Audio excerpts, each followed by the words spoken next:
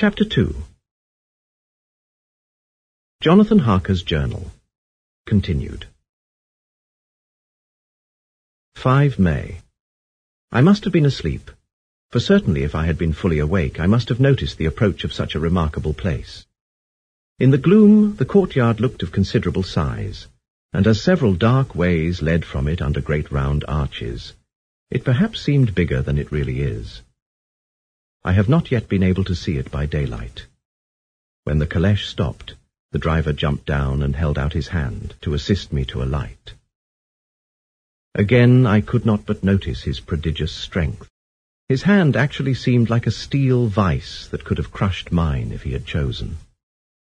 Then he took out my traps and placed them on the ground beside me as I stood close to a great door, old and studded with large iron nails, and set in a projecting doorway of massive stone. I could see even in the dim light that the stone was massively carved, but that the carving had been much worn by time and weather. As I stood, the driver jumped again into his seat and shook the reins. The horses started forward, and trap and all disappeared down one of the dark openings. I stood in silence where I was, for I did not know what to do. Of bell or knocker there was no sign. Through these frowning walls and dark window openings, it was not likely that my voice could penetrate. The time I waited seemed endless, and I felt doubts and fears crowding upon me. What sort of place had I come to, and among what kind of people? What sort of grim adventure was it on which I had embarked? Was this a customary incident in the life of a solicitor's clerk sent out to explain the purchase of a London estate to a foreigner? Solicitor's clerk. Mina would not like that. Solicitor. For just before leaving London I got word that my examination was successful, and I am now a full-blown solicitor. I began to rub my eyes and pinch myself to see if I were awake. It all seemed like a horrible nightmare to me, and I expected that I should suddenly awake and find myself at home, with the dawn struggling in through the windows, as I had now and again felt in the morning after a day of overwork. But my flesh answered the pinching test, and my eyes were not to be deceived. I was indeed awake and among the Carpathians. All I could do now was to be patient, and to wait the coming of the morning. Just as I had come to this conclusion, I heard a heavy step approaching behind the great door, and saw through the chinks the gleam of a coming light. Then there was the sound of rattling chains and the clanking of massive bolts drawn back. A key was turned with the loud grating noise of long disuse, and the great door swung back. Within stood a tall old man, clean-shaven save for a long white moustache, and clad in black from head to foot, without a single speck of colour about him anywhere. He held in his hand an antique silver lamp, in which the flame burned without chimney or globe of any kind, throwing long quivering shadows as it flickered in the draught of the open door. The old man motioned me in with his right hand with a courtly gesture, saying in excellent English, but with a strange intonation, "Welcome to my house. Enter freely, and of your own will." He made no motion of stepping to meet me, but stood like a statue, as though his gesture of welcome had fixed him into stone. The instant, however, that I had stepped over the threshold, he moved impulsively forward, and holding out his hand, grasped mine with a strength which made me wince, an effect which was not lessened by the fact that it seemed as cold as ice, more like the hand of a dead than a living man. Again he said, "Welcome to my house. Come freely, go safely, and leave something of the happiness you bring." The strength of the handshake was so much akin to that which I had noticed in the driver, whose face I had not seen, that for a moment I doubted if it were not the same person to whom I was speaking. So to make sure, I said interrogatively, "Count Dracula?" He bowed in a courtly way as he replied, "I am Dracula, and I bid you welcome, Mr. Harker, to my house. Come in. The night air is chill, and you must need to eat and rest." As he was speaking, he put the lamp on a bracket on the wall, and stepping out, took my luggage. He had carried it in before I could forestall him. I protested, but he insisted. "Nay, sir, you are my guest. It is late, and my people are not available. Let me see to your comfort myself." He insisted on carrying my traps along the passage, and then up a great winding stair, and along another great passage, on whose stone floor our steps rang heavily. At the end of this he threw open a heavy door, and I rejoiced to see within a well-lit room in which a table was spread for supper, and on whose mighty hearth a great fire of logs, freshly replenished, flamed and flared. The Count halted, putting down my bags, closed the door, and crossing the room, opened another door, which led into a small octagonal room lit by a single lamp, and seemingly without a window of any sort. Passing through this, he opened another door, and motioned me to enter. It was a welcome sight, for here was a great bedroom well lighted and warmed with another log fire, also added to but lately, for the top logs were fresh, which sent a hollow roar up the wide chimney. The Count himself left my luggage inside and withdrew, saying, before he closed the door, "You will need, after your journey, to refresh yourself by making your toilet. I trust you will find all you wish. When you are ready, come into the other room, where you will find your supper prepared." The light and warmth and the Count's courteous welcome seemed to have dissipated all my doubts and fears. Having then reached my normal state, I discovered that I was half famished with hunger. So making a hasty toilet, I went into the other room. I found supper already laid out. My host, who stood on one side of the great fireplace, leaning against the stonework, made a graceful wave of his hand to the table and said, "I pray you, be seated and sup how you please. You will, I trust, excuse me that I do not join you, but I have dined already, and I do not sup." I handed to him the sealed letter which Mr. Hawkins had entrusted to me. He opened it and read it gravely. Then, with a charming smile, he handed it to me to read. One passage of it, at least, gave me a thrill of pleasure. "I must regret that an attack of gout, from which malady I am a constant sufferer, forbids absolutely any travelling on my part for some time to come. But I am happy to say I can send a sufficient substitute, one in whom I have every possible confidence. He is a young man, full of energy and talent in his own way, and of a very faithful disposition. He is discreet and silent, and has grown into manhood in my service. He shall be ready to attend on you when you will during his stay, and shall take your instructions in all matters." The Count himself came forward and took off the cover of a dish, and I fell to at once on an excellent roast chicken. This, with some cheese and a salad, and a bottle of old Tokay, of which I had 2 glasses, was my supper. During the time I was eating it, the Count asked me many questions as to my journey, and I told him by degrees all I had experienced. By this time I had finished my supper, and by my host's desire had drawn up a chair by the fire, and begun to smoke a cigar which he offered me, at the same time excusing himself that he did not smoke. I had now an opportunity of observing him, and found him of a very marked physiognomy. His face was a very strong, aquiline, with high bridge of the thin nose and peculiarly arched nostrils, with lofty domed forehead, and hair growing scantily round the temples but profusely elsewhere.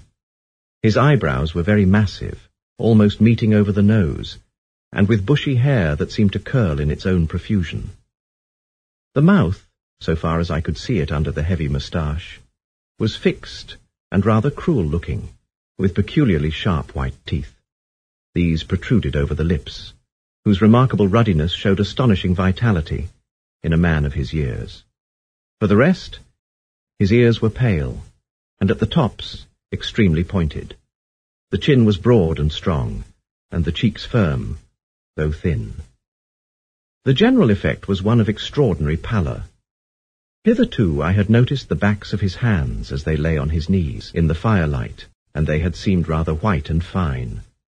But seeing them now close to me, I could not but notice that they were rather coarse, broad, with squat fingers. Strange to say, there were hairs in the centre of the palm. The nails were long and fine, and cut to a sharp point. As the Count leaned over me and his hands touched me, I could not repress a shudder. It may have been that his breath was rank, but a horrible feeling of nausea came over me, which, do what I would, I could not conceal. The Count, evidently noticing it, drew back, and with a grim sort of smile, which showed more than he had yet done his protuberant teeth, sat himself down again on his own side of the fireplace. We were both silent for a while, and as I looked towards the window, I saw the first dim streak of the coming dawn. There seemed a strange stillness over everything, but as I listened, I heard as if from down below in the valley the howling of many wolves. The Count's eyes gleamed, and he said, "Listen to them. The children of the night. What music they make. But you must be tired. Your bedroom is all ready, and tomorrow you shall sleep as late as you will. I have to be away till the afternoon, so sleep well and dream well." With a courteous bow, he opened for me himself the door to the octagonal room, and I entered my bedroom. I am all in a sea of wonders. I doubt, I fear, I think strange things, which I dare not confess to my own soul. God keep me, if only for the sake of those dear to me. 7 May. It is again early morning, but I have rested and enjoyed the last 24 hours. I slept till late in the day and awoke of my own accord. When I had dressed myself, I went into the room where we had supped, and found a cold breakfast laid out, with coffee kept hot by the pot being placed on the hearth. There was a card on the table, on which was written, "I have to be absent for a while. Do not wait for me. D." I set to and enjoyed a hearty meal. When I had done, I looked for a bell, so that I might let the servants know I had finished, but I could not find one. There are certainly odd deficiencies in the house, considering the extraordinary evidences of wealth which are round me. The table service is of gold, and so beautifully wrought that it must be of immense value.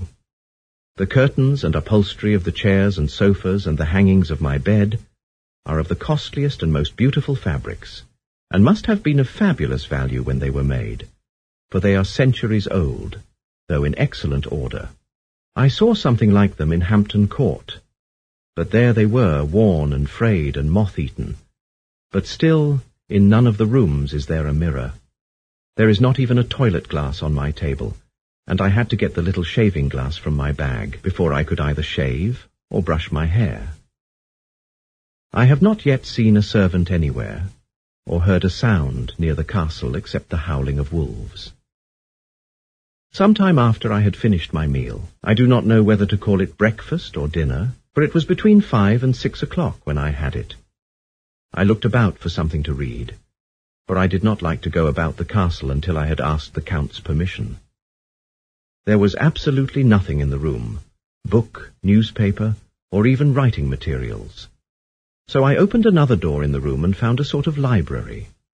The door opposite mine I tried, but found it locked. In the library I found, to my great delight, a vast number of English books, whole shelves full of them, and bound volumes of magazines and newspapers. A table in the centre was littered with English magazines and newspapers, though none of them were of very recent date. The books were of the most varied kind: history, geography, politics, political economy, botany, geology, law, all relating to England and English life and customs and manners. There were even such books of reference as the London Directory, the Red and Blue books, Whitaker's Almanac, the Army and Navy lists, and, it somehow gladdened my heart to see it, the law list. Whilst I was looking at the books, the door opened, and the Count entered. He saluted me in a hearty way, and hoped that I had had a good night's rest. Then he went on, "I am glad you found your way in here, for I am sure there is much that will interest you. These companions," and he laid his hand on some of the books, "have been good friends to me, and for some years past, ever since I had the idea of going to London, have given me many, many hours of pleasure. Through them I have come to know your great England, and to know her is to love her. I long to go through the crowded streets of your mighty London, to be in the midst of the whirl and rush of humanity, to share its life, its change, its death, and all that makes it what it is. But alas, as yet I only know your tongue through books. To you, my friend, I look that I know it to speak." "But, Count," I said, "you know and speak English thoroughly." He bowed gravely. "I thank you, my friend, for your all too flattering estimate. But yet I fear that I am but a little way on the road I would travel. True, I know the grammar and the words, but yet I know not how to speak them." "Indeed," I said, "you speak excellently." "Not so," he answered. "Well, I know that did I move and speak in your London, none there are who would not know me for a stranger. That is not enough for me. Here I am noble, I am boyar. The common people know me, and I am master. But a stranger in a strange land, he is no one. Men know him not, and to know not is to care not for. I am content if I am like the rest, so that no man stops if he see me, or pause in his speaking if he hear my words. Ha, ha, a stranger! I have been so long master that I would be master still, or at least that none other should be master of me. You come to me not alone as agent of my friend Peter Hawkins, of Exeter, to tell me all about my new estate in London. You shall, I trust, rest here with me a while, so that by our talking I may learn the English intonation, and I would that you tell me when I make error, even of the smallest, in my speaking. I am sorry that I had to be away so long today, but you will, I know, forgive one who has so many important affairs in hand." Of course I said all I could about being willing, and asked if I might come into that room when I chose. He answered, "Yes, certainly," and added, "You may go anywhere you wish in the castle, except where the doors are locked, where of course you will not wish to go. There is reason that all things are as they are, and did you see with my eyes and know with my knowledge, you would perhaps better understand." I said I was sure of this, and then he went on, "We are in Transylvania, and Transylvania is not England. Our ways are not your ways, and there shall be to you many strange things. Nay, from what you have told me of your experiences already, you know something of what strange things there may be." This led to much conversation, and as it was evident that he wanted to talk, if only for talking's sake, I asked him many questions regarding things that had already happened to me or come within my notice. Sometimes he sheered off the subject or turned the conversation by pretending not to understand, but generally he answered all I asked most frankly. Then as time went on, and I had got somewhat bolder, I asked him of some of the strange things of the preceding night, as, for instance, why the coachman went to the places where he had seen the blue flames. He then explained to me that it was commonly believed that on a certain night of the year, last night in fact, when all evil spirits are supposed to have unchecked sway, a blue flame is seen over any place where treasure has been concealed. "That treasure has been hidden," he went on, "in the region through which you came last night. There can be but little doubt, for it was the ground fought over for centuries by the Wallachian, the Saxon, and the Turk. Why, there is hardly a foot of soil in all this region that has not been enriched by the blood of men, patriots or invaders.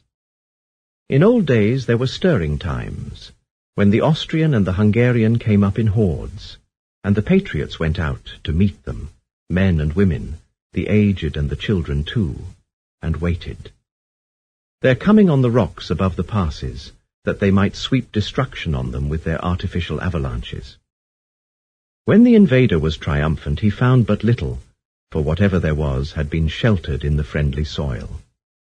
But how, said I, can it have remained so long undiscovered, when there is a sure index to it, if men will but take the trouble to look?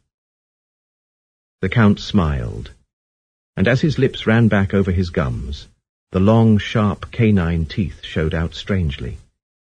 He answered, "Because your peasant is at heart a coward and a fool.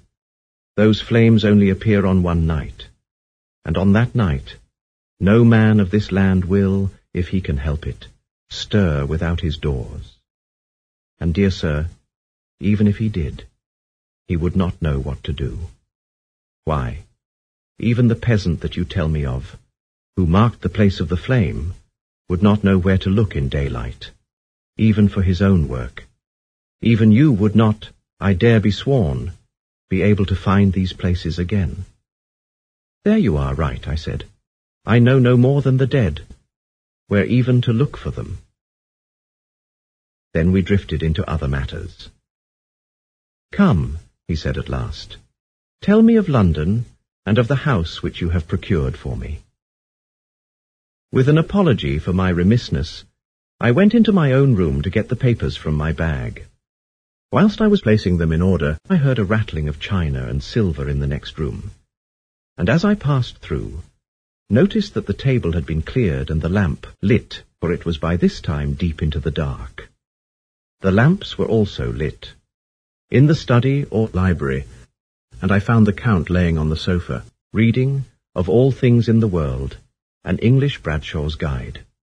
When I came in, he cleared the books and papers, and with him I went into plans and deeds and figures of all sorts. He was interested in everything, and asked me a myriad questions about the place and its surroundings.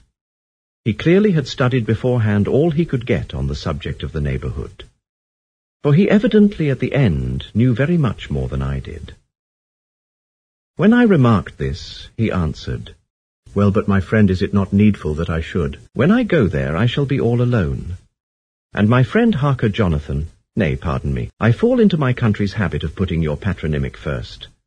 My friend Jonathan Harker will not be by my side to correct and aid me.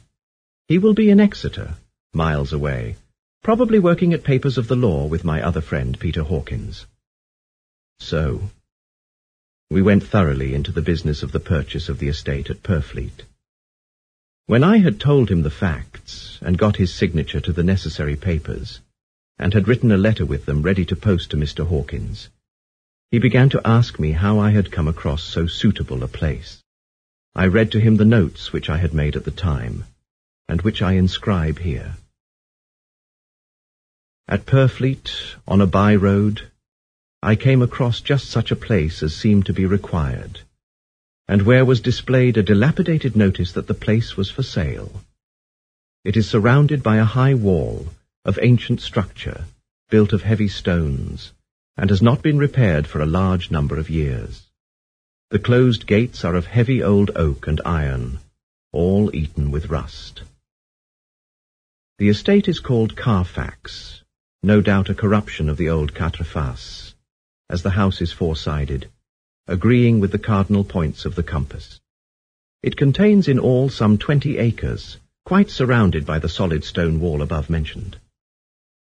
There are many trees on it, which make it in places gloomy, and there is a deep, dark-looking pond, or small lake, evidently fed by some springs, as the water is clear, and flows away in a fair-sized stream. The house is very large, and of all periods back, I should say, to medieval times, for one part is of stone immensely thick, with only a few windows high up and heavily barred with iron. It looks like part of a keep, and is close to an old chapel or church. I could not enter it, as I had not the key of the door leading to it from the house, but I have taken with my Kodak views of it from various points. The house has been added to, but in a very straggling way, and I can only guess at the amount of ground it covers, which must be very great. There are but few houses close at hand, one being a very large house only recently added to and formed into a private lunatic asylum. It is not, however, visible from the grounds. When I had finished, he said, "I am glad that it is old and big. I myself am of an old family, and to live in a new house would kill me. A house cannot be made habitable in a day, and after all, how few days go to make up a century. I rejoice also that there is a chapel of old times. We Transylvanian nobles love, not to think that our bones may lie amongst the common dead. I seek not gaiety nor mirth, not the bright voluptuousness of much sunshine and sparkling waters which please the young and gay. I am no longer young, and my heart, through weary years of mourning over the dead, is not attuned to mirth. Moreover, the walls of my castle are broken, the shadows are many, and the wind breathes cold through the broken battlements and casements. I love the shade and the shadow, and would be alone with my thoughts when I may."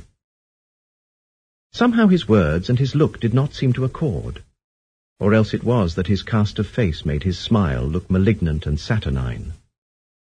Presently, with an excuse, he left me, asking me to put all my papers together. He was some little time away, and I began to look at some of the books around me. One was an atlas, which I found opened naturally at England, as if that map had been much used. On looking at it, I found in certain places little rings marked, and on examining these I noticed that one was near London on the east side, manifestly where his new estate was situated. The other two were Exeter and Whitby on the Yorkshire coast. It was the better part of an hour when the Count returned. "Aha," he said, "still at your books? Good. But you must not work always. Come, I am informed that your supper is ready." He took my arm, and we went into the next room, where I found an excellent supper ready on the table. The Count again excused himself, as he had dined out on his being away from home. But he sat, as on the previous night, and chatted whilst I ate. After supper I smoked, as on the last evening, and the Count stayed with me, chatting and asking questions on every conceivable subject hour after hour. I felt that it was getting very late indeed, but I did not say anything, for I felt under obligation to meet my host's wishes in every way. I was not sleepy, as the long sleep yesterday had fortified me, but I could not help experiencing that chill which comes over one at the coming of the dawn, which is like, in its way, the turn of the tide. They say that people who are near death die generally at the change to the dawn, or at the turn of the tide. Anyone who has, when tired and tied as it were to his post, experienced this change in the atmosphere can well believe it. All at once we heard the crow of a cock coming up, with preternatural shrillness through the clear morning air. Count Dracula, jumping to his feet, said, "Why, there is the morning again! How remiss I am to let you stay up so long. You must make your conversation regarding my dear new country of England less interesting, so that I may not forget how time flies by us." And with a courtly bow he quickly left me. I went into my own room and drew the curtains, but there was little to notice. My window opened into the courtyard. All I could see was the warm grey of quickening sky. So I pulled the curtains again, and have written of this day. 8 May. I began to fear, as I wrote in this book, that I was getting too diffuse. But now I am glad that I went into detail from the first, for there is something so strange about this place, and all in it, that I cannot but feel uneasy. I wish I were safe out of it, or that I had never come. It may be that this strange night existence is telling on me, but would that were all. If there were anyone to talk to, I could bear it, but there is no one. I have only the Count to speak with, and I fear I am myself the only living soul within the place. Let me be prosaic so far as facts can be. It will help me to bear up, and imagination must not run riot with me. If it does, I am lost. Let me say at once how I stand, or seem to. I only slept a few hours when I went to bed, and feeling that I could not sleep any more, got up. I had hung my shaving glass by the window, and was just beginning to shave. Suddenly I felt a hand on my shoulder, and heard the Count's voice saying to me, "Good morning." I started, for it amazed me that I had not seen him, since the reflection of the glass covered the whole room behind me. In starting I had cut myself slightly, but did not notice it at the moment. Having answered the Count's salutation, I turned to the glass again to see how I had been mistaken. This time there could be no error, for the man was close to me, and I could see him over my shoulder. But there was no reflection of him in the mirror. The whole room behind me was displayed, but there was no sign of a man in it except myself. This was startling, and coming on the top of so many strange things, was beginning to increase that vague feeling of uneasiness which I always have when the Count is near. But at the instant, I saw that the cut had bled a little, and the blood was trickling over my chin. I laid down the razor, turning as I did so half round to look for some sticking plaster. When the Count saw my face, his eyes blazed with a sort of demoniac fury, and he suddenly made a grab at my throat. I drew away, and his hand touched the string of beads which held the crucifix. It made an instant change in him, for the fury passed so quickly that I could hardly believe that it was ever there. "Take care," he said. "Take care how you cut yourself. It is more dangerous than you think in this country." Then seizing the shaving glass, he went on, "And this is the wretched thing that has done the mischief. It is a foul bauble of man's vanity. Away with it." And opening the heavy window with one wrench of his terrible hand, he flung out the glass, which was shattered into 1,000 pieces on the stones of the courtyard far below. Then he withdrew without a word. It is very annoying, for I do not see how I am to shave, unless in my watch case or the bottom of the shaving pot, which is fortunately of metal. When I went into the dining room, breakfast was prepared, but I could not find the Count anywhere, so I breakfasted alone. It is strange that as yet I have not seen the Count eat or drink. He must be a very peculiar man. After breakfast, I did a little exploring in the castle. I went out on the stairs and found a room looking towards the south. The view was magnificent, and from where I stood, there was every opportunity of seeing it. The castle is on the very edge of a terrible precipice. A stone falling from the window would fall 1,000 feet without touching anything. As far as the eye can reach is a sea of green tree tops, with occasionally a deep rift where there is a chasm. Here and there are silver threads, where the rivers wind in deep gorges through the forests. But I am not in heart to describe beauty, for when I had seen the view I explored further. Doors, doors, doors everywhere, and all locked and bolted. In no place save from the windows in the castle walls is there an available exit. The castle is a veritable prison, and I am a prisoner.